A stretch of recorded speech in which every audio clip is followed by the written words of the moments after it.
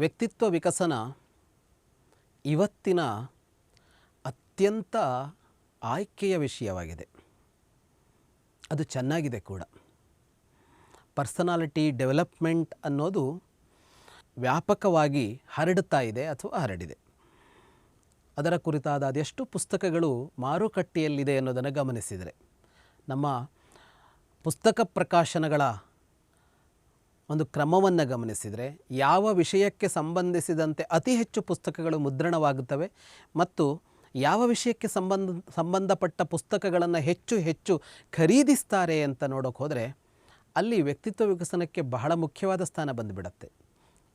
ಒಂದು ಕಥೆ ಕಾದಂಬರಿಯಂತಹ ಸಾಹಿತ್ಯವನ್ನು ಅಥವಾ ಇತಿಹಾಸಕ್ಕೆ ಸಂಬಂಧಿಸಿದ ಸಾಹಿತ್ಯವನ್ನು, ಪುರಾಣವೋ ಧರ್ಮವೋ ಅಧ್ಯಾತ್ಮವೋ ಮತಾಚರಣೆಯೋ ಇದಕ್ಕೆ ಸಂಬಂಧಿಸಿದ ಸಾಹಿತ್ಯವನ್ನು, ಕಾನೂನು, ಬೇರೆ ಬೇರೆ ಶಿಕ್ಷಣದ ಕ್ಷೇತ್ರಗಳ ಸಾಹಿತ್ಯವನ್ನು ಇವನ್ನೆಲ್ಲ ಇಟ್ಟುಕೊಂಡರೆ, ಅಥವಾ ಒಂದು ಪರಿಸರದ ಕುರಿತಾದ ಸಾಹಿತ್ಯಗಳನ್ನು ಗಮನಿಸಿದರೆ, ಪ್ರವಾಸದ ಕುರಿತಾದ ಸಾಹಿತ್ಯಗಳನ್ನು ಗಮನಿಸಿದರೆ ವ್ಯಕ್ತಿತ್ವ ವಿಕಸನಕ್ಕೆ ಸಂಬಂಧಪಟ್ಟ ಪುಸ್ತಕಗಳೇ ಹೆಚ್ಚು ಬಿಕರಿಯಾಗೋದು.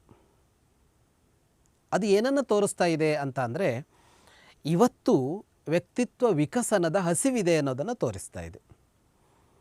ಅದಕ್ಕಾಗಿ ಕೋರ್ಸ್ಗಳು ನಡೀತವೆ, ಅದಕ್ಕಾಗಿ ಸಂಸ್ಥೆಗಳೇ ರೂಪುಗೊಂಡಿವೆ, ಅದಕ್ಕಾಗಿ ತಮ್ಮ ಇಡೀ ಬದುಕಿನಲ್ಲಿ ವ್ಯಕ್ತಿತ್ವ ವಿಕಸನದ ಪಾಠಗಳನ್ನು ಮಾಡ್ತಲೇ ಇರೋದಕ್ಕೆ ಸಾಧ್ಯ ಆಗಿದೆ. ಇಷ್ಟು ಪ್ರಮಾಣದಲ್ಲಿ ಪ್ರಧಾನವಾದ ಒಂದು ಸ್ಥಾನವನ್ನು ಇದು ಕೊಟ್ಟುಕೊಂಡಿದೆ. ಆದರೆ ಹೀಗೆ ಕೊಟ್ಟುಕೊಂಡಾಗ ಅದಕ್ಕಾಗಿ ಹುಡುಕ್ತಾ ಇರೋದು ಹಲವು ಹೊಸ ಹೊಸ ಸಾಧ್ಯತೆಗಳನ್ನು. ಒಂದಿಷ್ಟು ಯಾವ್ಯಾವುದೋ ವ್ಯಕ್ತಿಗಳು ತಮ್ಮ ಬದುಕಿನ ಅನುಭವವೋ ತಮ್ಮ ಅಧ್ಯಯನವೋ ಇವುಗಳ ಆಧಾರದಲ್ಲಿ ಹೀಗೆ ಬದುಕಬೇಕು, ಹೀಗೆ ವರ್ತಿಸಬೇಕು, ಇದಕ್ಕೆ ಹೀಗೆ ಮಾಡಬೇಕು, ಯಶಸ್ಸು ಪಡಬೇಕು ಅಂದರೆ ಹೀಗೆ ಮಾಡಬೇಕು, ಸಿಟ್ಟು ಬರಬಾರದು ಅಂದರೆ ಹೀಗೆ ಮಾಡಬೇಕು, ಮನಸ್ಸು ಶಾಂತವಾಗಿರಬೇಕು ಅಂದರೆ ಹೀಗೆ ಮಾಡಬೇಕು ಅಂತ ಅದೆಷ್ಟೆಷ್ಟೋ ಸೂತ್ರಗಳನ್ನು ಕೊಡ್ತಾ ಹೋಗ್ತಾ ಇದ್ದಾರೆ. ಹೆಚ್ಚಾಗಿ ಭಾರತದ ಸಂದರ್ಭದಲ್ಲಿ ಗಮನಿಸಿದಾಗ ಈ ವ್ಯಕ್ತಿತ್ವ ವಿಕಸನದ ಸಾಹಿತ್ಯಗಳು ಅಥವಾ ಈ ಎಲ್ಲ ಅಂಶಗಳು ನಮಗೆ ವಿದೇಶಗಳಿಂದ, ಅದರಲ್ಲೂ ಪಶ್ಚಿಮದಿಂದ ಹೆಚ್ಚಾಗಿ ಹರಿದು ಬರ್ತಾ ಇರೋದನ್ನು ನಾವು ಗಮನಿಸ್ತಾ ಇದ್ದೀವಿ. ಪರ್ಸನಾಲಿಟಿ ಡೆವಲಪ್ಮೆಂಟ್ ಅನ್ನೋದು ಬಂದಿದ್ದೇ ಅಲ್ಲಿಂದ ಅನ್ನುವ ತರಹದಲ್ಲಿ ಗಮನಿಸ್ತಾ ಇದ್ದೀವಿ. ಬದುಕಿಗೆ ಬೇಕಾದ ಎಲ್ಲವನ್ನೂ ಕೊಟ್ಟುಕೊಂಡು ಬಂದಿದ್ದ ಭಾರತ ಈ ವ್ಯಕ್ತಿತ್ವ ವಿಕಸನದ ಅಂಶಗಳನ್ನು ಯಾಕೆ ಮರೆತಿತು? ಭಾರತದ ಸಾವಿರ ವರ್ಷಗಳ ಶೈಕ್ಷಣಿಕ ಅಥವಾ ಸಾಹಿತ್ಯಾತ್ಮಕವಾದ ಇತಿಹಾಸದಲ್ಲಿ, ಅಥವಾ ಒಂದು ವ್ಯಕ್ತಿಯನ್ನು ಅತ್ಯುತ್ತಮ ವ್ಯಕ್ತಿಯಾಗಿ ರೂಪಿಸೋದಕ್ಕೆ ಹೊರಟ ಮಹಾತ್ಮರ ಆಚಾರ್ಯರ ಬದುಕಿನಲ್ಲಿ ಇಂಥದ್ದೊಂದು ಕ್ಷೇತ್ರ ಯಾಕೆ ಅವಗಣನೆಗೆ ತುತ್ತಾಯಿತು? ಯಾಕೆ ಅದನ್ನು ಅವರು ಗಮನಿಸಲಿಲ್ಲ ಅನ್ನುವ ಪ್ರಶ್ನೆ ಹುಟ್ಟುಕೊಳ್ಳುತ್ತೆ. ಆದರೆ ವಾಸ್ತವ ಏನು ಅಂತ ಅಂದರೆ, ಹೀಗೆ ಒಂದು ಅವಗಣನೆ ವ್ಯಕ್ತಿತ್ವ ವಿಕಾಸಕ್ಕೆ ಸಂಬಂಧಪಟ್ಟಂತೆ ಭಾರತದಲ್ಲಿ ಇಲ್ಲ. ಭಾರತದಷ್ಟು ಸಮೃದ್ಧವಾದ, ಭಾರತದಷ್ಟು ವ್ಯವಸ್ಥಿತವಾದ ವ್ಯಕ್ತಿತ್ವ ವಿಕಸನದ ಅಂಶಗಳನ್ನು, ವ್ಯಕ್ತಿತ್ವ ವಿಕಸನದ ಸೂತ್ರಗಳನ್ನು ಇವತ್ತು ಬರ್ತಾ ಇರುವ ಯಾವ ಪುಸ್ತಕಗಳು ತುಂಬಿಕೊಡ್ತಾ ಇಲ್ಲ. ಒಂದೆರಡಲ್ಲ, ಸಾವಿರ ಕೃತಿಗಳು, ಸಾವಿರವಲ್ಲ, ಲಕ್ಷ ಕೋಟಿ ಮಾತುಗಳು ನಮ್ಮಲ್ಲಿ ಈ ವ್ಯಕ್ತಿತ್ವ ವಿಕಸನಕ್ಕಾಗಿಯೇ ಇವೆ. ಆದರೆ ಈ ವ್ಯಕ್ತಿತ್ವ ವಿಕಸನವನ್ನು ಭಾರತ ಕಂಡ ಪರಿ ಮಾತ್ರ ಅದು ವಿಶಿಷ್ಟವಾದದ್ದು. ಅದು ಮನಸ್ಸನ್ನು, ಬುದ್ಧಿಯನ್ನು, ಅದರ ಹಿಂದಿರುವ ಜೀವವನ್ನು ಅಂದರೆ ಆತ್ಮವನ್ನೂ ಸೇರಿದಂತೆ ಬೆಳೆಸುವ ಕಾರ್ಯವನ್ನು ಮಾಡಿದ್ದದು. ಅದು ಯಾವುದೋ ಒಂದು ವಿಭಾಗವನ್ನು, ಒಂದು ಕೆಲಸವನ್ನು ಹೇಗೆ ಮಾಡಬೇಕು ಅನ್ನುವ ಅಂಶದಿಂದ ಆರಂಭ ಮಾಡಿ ಅಧ್ಯಾತ್ಮ ಸಾಧನೆಯನ್ನು ಹೇಗೆ ಮಾಡಬೇಕು ಅನ್ನುವವರೆಗಿನ ಭಾರತದ ಎಲ್ಲ ಪ್ರಯತ್ನಗಳಿವೆಯಲ್ಲ, ಅವೆಲ್ಲ ವ್ಯಕ್ತಿತ್ವ ವಿಕಸನದ ಕಾರ್ಯಗಳೇ. ವ್ಯಕ್ತಿಯ ವಿಕಸನದ ಕಾರ್ಯಗಳು. ವ್ಯಕ್ತಿಯನ್ನು, ಅವನ ಸಾಮರ್ಥ್ಯವನ್ನು, ಅವನ ಕೌಶಲವನ್ನು ಅವನದ್ದೆಷ್ಟೋ ಅಷ್ಟು ವಿಸ್ತರಿಸುವಂತಹ ಕಾರ್ಯಗಳದು. ಅವನದ್ದಲ್ಲದ್ದಲ್ಲ, ಅವನ ಒಳಗೆ ಅಂತರ್ನಿಹಿತವಾಗಿ, ಗೂಢವಾಗಿ, ಅವನಿಗೆ ಗೊತ್ತಾಗದಂತೆ, ಅವನ ಸುತ್ತ ಇರುವವರಿಗೂ ಗೊತ್ತಾಗದಂತೆ ಅವನೊಳಗೆ ಅದಮ್ಯವಾಗಿ ಏನೆಲ್ಲ ಇವೆಯೋ ಅವುಗಳನ್ನೆಲ್ಲ ಹೊರತರುವ ಕಾರ್ಯವನ್ನು ಭಾರತದ ಕೃತಿಗಳು ಮಾಡಿವೆ, ಭಾರತದ ಪ್ರಯತ್ನಗಳು ಮಾಡಿವೆ. ಒಂದಿಷ್ಟು ಉದಾಹರಣೆಗಳನ್ನು ಗಮನಿಸೋದಾದರೆ, ಭಾರತದ ಸಾಹಿತ್ಯ ಪ್ರಪಂಚ, ಅದು ರಾಮಾಯಣ ಮಹಾಭಾರತದಂತಹ ಅಥವಾ ಪುರಾಣಗಳಂತಹ ಇವುಗಳನ್ನು ಗಮನಿಸಿದರೆ, ವ್ಯಾಪಕವಾಗಿರುವ ಈ ಕೃತಿಗಳನ್ನು ಗಮನಿಸಿದರೆ ಇಲ್ಲೆಲ್ಲ ನಮಗೆ ಇದು ತುಂಬ ದಟ್ಟವಾಗಿ ಕಾಣಿಸ್ಕೊಳ್ಳುತ್ತೆ, ತುಂಬ ದಟ್ಟವಾಗಿ ಕಾಣಿಸ್ಕೊಳ್ಳುತ್ತೆ. ಅವು ಒಂದು ಕಥೆಯನ್ನು ಹೇಳಿ ಮುಕ್ತಾಯ ಆಗೋದಿಲ್ಲ ಅಂತ.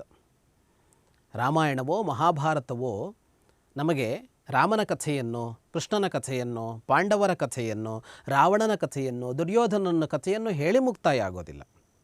ಅದನ್ನು ಹೇಳುತ್ತಲೇ ಅದು ವ್ಯಕ್ತಿತ್ವ ವಿಕಸನಕ್ಕೆ ಬೇಕಾದ ವ್ಯಕ್ತಿಯ ದೋಷಗಳೇನು, ಆ ವ್ಯಕ್ತಿಯ ದೋಷ ಹೇಗೆ ಅವನ ಸುಖಕ್ಕೆ, ಸಂತೋಷಕ್ಕೆ, ಅವನ ಸಮೃದ್ಧಿಗೆ ತಡೆಯಾಗತ್ತೆ, ಅದರ ನಿವಾರಣೆ ಹೇಗೆ ಅನ್ನೋದನ್ನು ಹೇಳ್ಕೊಳ್ಳುತ್ತಲೇ ಹೋಗುತ್ತೆ. ಬಹಳ ಪ್ರಧಾನವಾಗಿ ಮಹಾಭಾರತವನ್ನೇ ಎದುರಿಗಿಟ್ಟುಕೊಂಡು ನೋಡೋದಾದರೆ, ಮಹಾಭಾರತದ ನಡುವೆ ಹುಟ್ಟಿಕೊಂಡ ಭಗವದ್ಗೀತೆ ಕೂಡ ಅದೇ.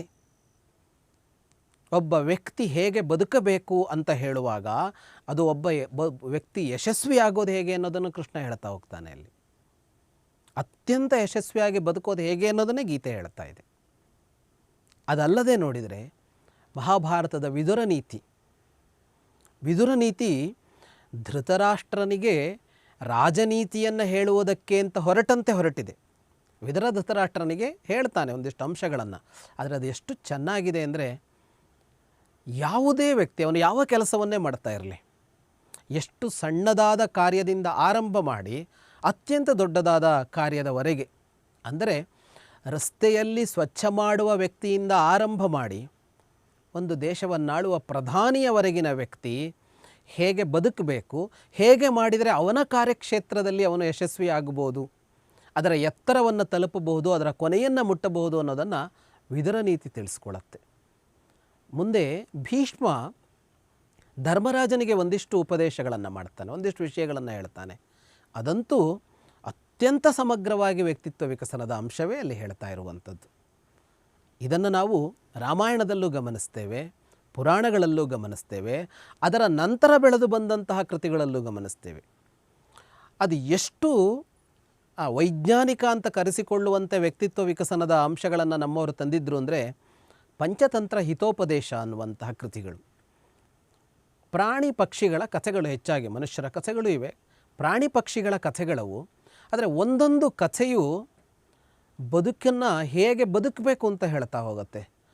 ಎಷ್ಟು ಚೆನ್ನಾಗಿ ಕಟ್ಟಿವೆ ಅವು ಅಂತ ಅಂದರೆ, ಆ ಕಥೆಗಳನ್ನು ಪುಟ್ಟ ಮಕ್ಕಳಿಗೂ ಹೇಳಬಹುದು. ಆದರೆ ಅದೇ ಪಂಚತಂತ್ರ ಹಿತೋಪದೇಶವನ್ನು ಬುದ್ಧಿ ತಿಳಿದ ಪ್ರಬುದ್ಧರೂ ಓದಿದರೂ ಕೂಡ ಅದು ಅವರಿಗೆ ಬೇಕಾದ ಬೇರೆಯದೇ ಆದ ಸಂದೇಶವನ್ನು ಕೊಡುತ್ತೆ. ಪುಟ್ಟ ಮಕ್ಕಳಿಗೆ ಹೇಳಿದಾಗ ಅವರಲ್ಲಿ ಮೌಲ್ಯವನ್ನು ತುಂಬುತ್ತಾ ಹೋಗುತ್ತೆ. ದೊಡ್ಡವರು ಓದಿದಾಗ ಅವರು ಎದುರಿಸ್ತಾ ಇರುವ ಜಂಜಡಗಳೇನಿದೆ, ಸಂಕಷ್ಟಗಳೇನಿವೆ, ಅಲ್ಲೊಂದು ಹೊಸ ಬೆಳಕು ಮೂಡುವಂತೆ ಬರುತ್ತೆ.